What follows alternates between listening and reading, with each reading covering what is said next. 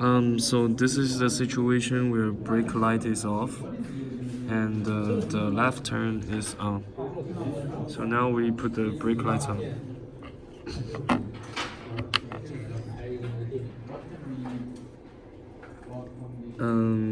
And now we change left to right turn.